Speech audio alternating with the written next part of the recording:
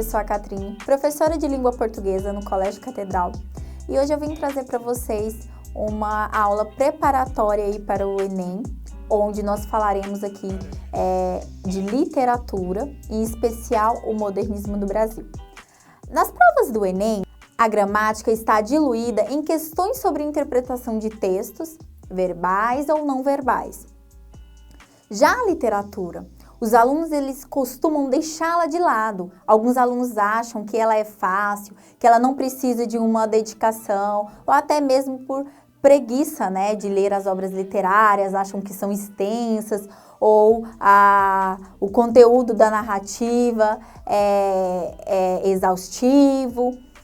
Só que é importante conhecer as obras literárias, os movimentos artísticos e as demais expressões artísticas que são estudadas dentro da literatura, pois são importantes ali, né, conteúdos que são abordados na prova do Enem e que merecem a nossa atenção. Além de conhecer as escolas literárias, o participante ele deve saber as principais características, os principais autores, as obras de cada época. E é bom ficar ligado no estilo textual. O contexto histórico e político é fundamental. E como a sua obra foi recebida pelo público, ou se houve críticas na época em que ela foi lançada, e se ela é referenciada nos dias de hoje. Não adianta apenas gravar os nomes dos autores ou o nome dos livros. É preciso saber o porquê são importantes e conhecer ali a história por trás daquela obra. Tá? Aquele momento, aquele contexto histórico ou até mesmo político, se ele teve uma influência dentro daquela obra. Então eu trouxe aqui para vocês as escolas literárias mais importantes no Brasil. Nós temos ali o modernismo, romantismo, barroco, quinhentismo, realismo, naturalismo, parnasianismo, simbolismo, concretismo e arcadismo. É importante ressaltar que o pré-modernismo não é uma escola literária, foi um momento ali de transição. E a escola literária que eu escolhi vim falar para vocês é a do modernismo, né? O modernismo no Brasil, ele nasceu a partir de uma insatisfação política e da busca pela formação de uma identidade nacional e surgiu no início do século XX. Teve ali como marco inicial a Semana da Arte Moderna de 1922, ou também conhecida como a Semana 22.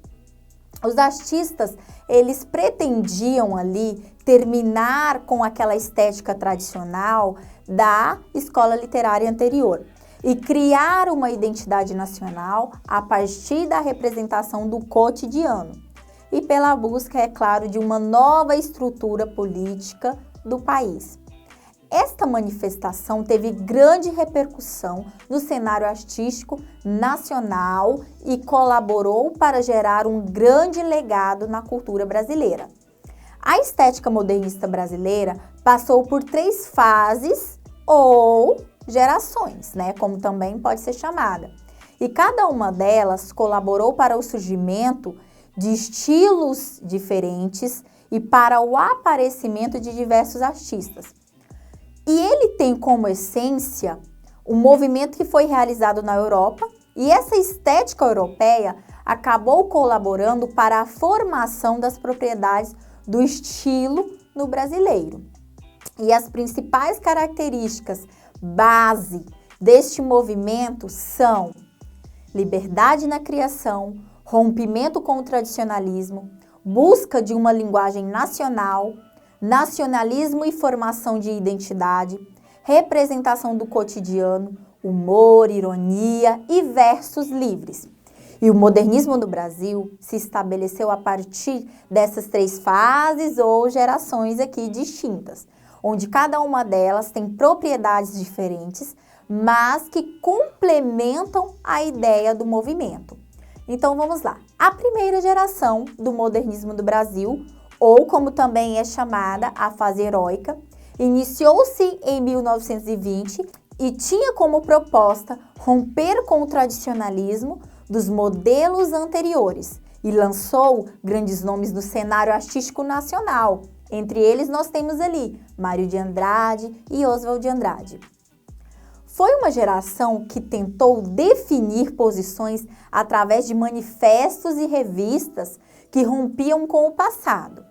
Por meio de suas obras ali polêmicas e nacionalistas, aqueles modernistas ali, eles mostravam que não estavam mais ligados ao passado e que a complexidade do cotidiano, ela deveria ser algo ali representado em suas obras.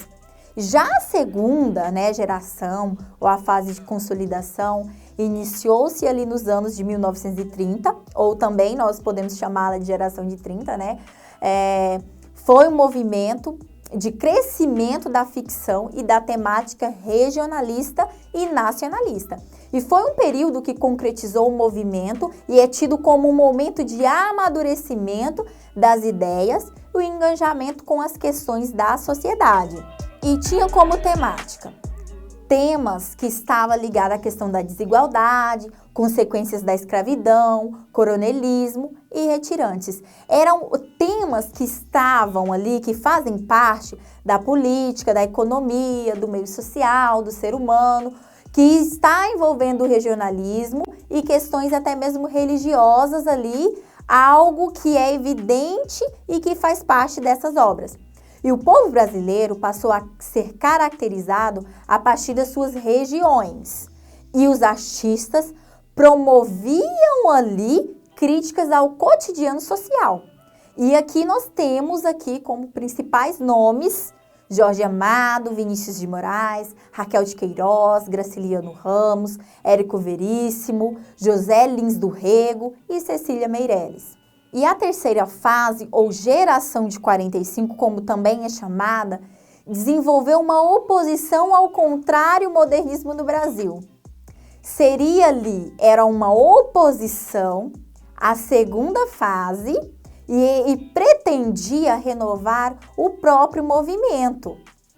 Os artistas desejavam realizar uma renovação das propostas modernas e assim não seguiam as regras ditadas pelo próprio movimento.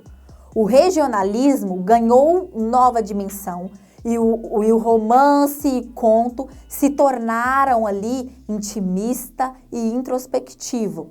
E os principais representantes dessa geração foram Guimarães Rosa, Vinícius de Moraes, João Cabral de Melo Neto e Clarice Lispector.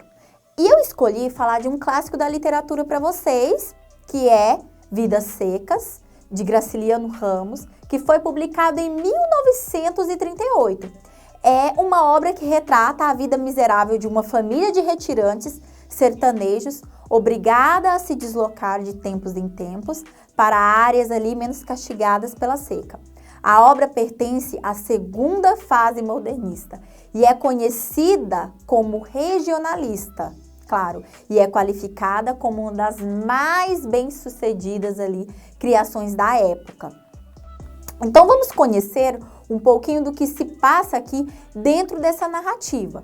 Porque o estilo de Graciliano ali, que se expressa principalmente por meio do uso econômico dos adjetivos, parece transmitir a aridez do ambiente e seus efeitos sobre as pessoas que estão ali presentes naquela narrativa. O narrador é um narrador em terceira pessoa e nós temos um discurso indireto livre, que é uma forma híbrida em que as falas dos personagens que estão ali na narrativa se mesclam com o discurso daquele narrador, que está ali em terceira pessoa. Isso faz com que aquela narrativa, ela tenha ali uma proximidade com o leitor e seus personagens, O espaço dessa narrativa é ambientada no sertão e nós sabemos que é uma região marcada pelas chuvas escassas e irregulares. Só que nós devemos compreender que esse conceito de sertão, eu quero estar me referindo ao espaço em que a história aconteceu, onde aquela narrativa, ela aconteceu, Daquela região ali em especial. A obra é composta por uma família. Nós temos ali o pai, que se chama Fabiano, que quase não fala, não sabe que é branco e nem sabe ler e muito menos escrever. E ele se pega a narrativa em toda, se questionando ali porquê que ele tem que carregar a família nas costas. Ele em seus pensamentos, que é através ali do tempo psicológico apresentado na narrativa, ele tem a família como um fardo ali que ele tem que carregar nas costas.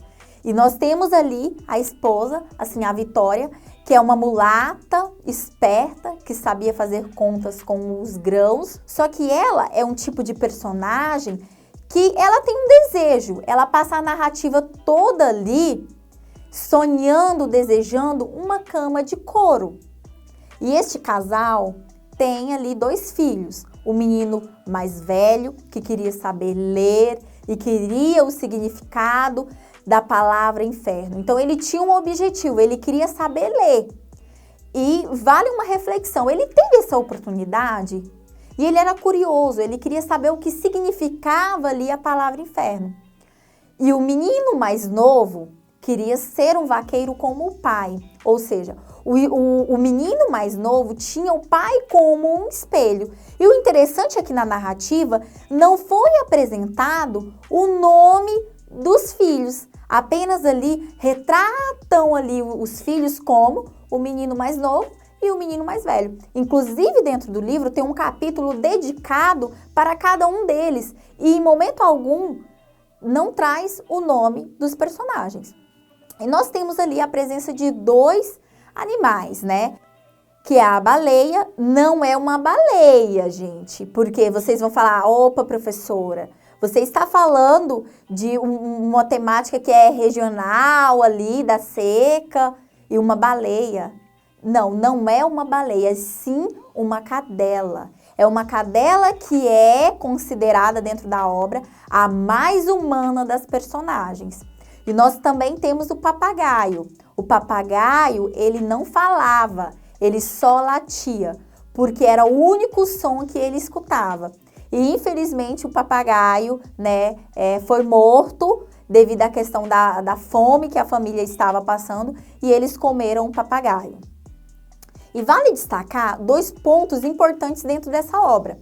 O primeiro fato aqui é o filho que quer aprender a ler alguma coisa e não se sabe ali, né? Então é um dilema ali, né? Da falta de oportunidade, da falta de crescimento ali que é dada para algumas pessoas. E assim como aconteceu na família, eles não tiveram uma oportunidade de crescimento, né? De crescer, de ter ali aquele filho a oportunidade de realmente aprender a ler, aprender a escrever. E o segundo fato, nós temos a cachorra, né, a baleia, que foi sacrificada e ela é como uma figura ali, um membro da família, que pensa, que sonha, como se fosse gente mesmo, como se fosse pessoa. Por isso ali, então, ela é considerada como um membro da família. Por quê? Porque a baleia, até mesmo perante a sua morte, que ela foi sacrificada, ela se pega ali pensando, ela tenta imaginar que a partir dali em diante, ela vai conseguir caçar os preás dela, né? Coisa que ela fazia, só que ela ficava apenas com os restos, que eram os ossos, né? Porque a carne ali era para saciar a fome daquela família. Então, nos dá uma reflexão aqui, nos coloca que a cachorra, a baleia, ela é a mais humana dentro dessa narrativa.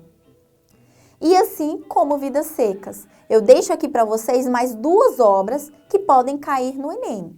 A Hora da Estrela, que é da escritora Clarice Lispector, e Memórias Póstumas de Brás Cubas, do autor ali Machado de Assis. E essa obra, ela é muito ali abordada na prova do Enem.